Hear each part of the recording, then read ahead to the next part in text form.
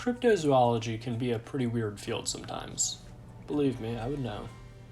Things like giant ape men, surviving dinosaurs, and flying humanoids with horse heads, well, it's not what most people call normal. But it seems that not all cryptids were created equal when it comes to weirdness. Some are definitely more strange than others. It's been said that all science is either physics or stamp collecting, so in an effort to help classify these bizarre beasts, I've created a 5-stage scale attempting to measure just how weird they really are. Now, stage 1 is where we have the cryptids that are the most mundane. There's nothing about them that's too out of the ordinary, and even a significant number of people that might call themselves skeptics will be pretty open to these things actually existing. These cryptids tend to be members of species that are believed to have somewhat recently gone extinct, such as the Tasmanian tiger. The last Tasmanian tiger in captivity died in 1936, but a significant number of reports and potential photographs have come out since then. Another example would be the felines known as anomalous big cats or alien big cats, essentially just big cats that live in areas where they shouldn't.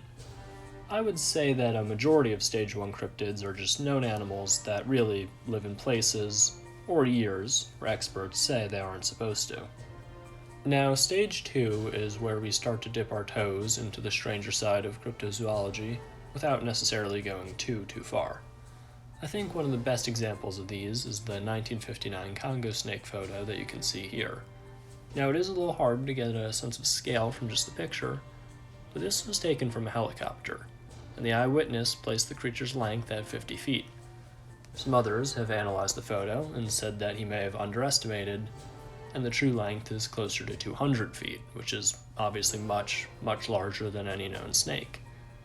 Sticking with the serpent theme, another example of stage 2 cryptid is the hoop snake, a cryptid said to be a snake capable of swallowing its own tail and rolling in a circular manner. Stage 2 cryptids tend to be pretty closely related to known animals and live in remote enough areas to stay undiscovered.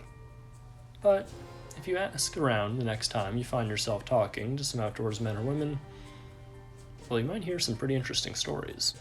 Stage 3 is pretty interesting territory. It's a mix of somewhat mundane, somewhat paranormal cryptids, and cryptids where people aren't really sure just how supernatural they really are. Bigfoot is, in my opinion, the best example of a stage 3 cryptid. I like to call Bigfoot the gateway cryptid, just strange enough to get your interest, but not so bizarre that you aren't willing to at least entertain the idea of him really existing. Bigfoot also falls into the category of cryptids that people debate the extent to which they are supernatural.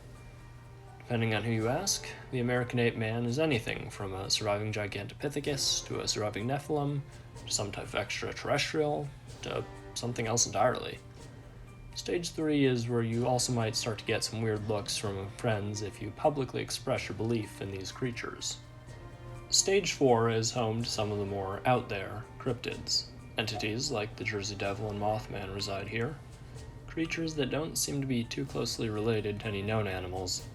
There's definitely something otherworldly about them. There are enough sightings out there that you know people are definitely seeing something, but what exactly that something is remains entirely unknown.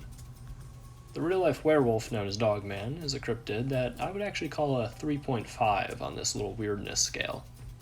Definitely stranger than Bigfoot, not quite as out there as the Jersey Devil or Mothman. Depending on who you ask, of course. The final stage, stage 5, is where things can get really weird. This is where some of the things people report seeing might not even be cryptids in the strictest sense of the word.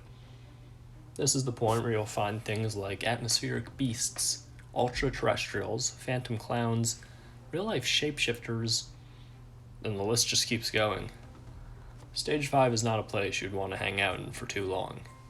What I find most interesting about a lot of these cryptids is that the study of them becomes interdisciplinary in a way. Some of these cryptids seem alien enough that looking into extraterrestrial encounters might be worth your time.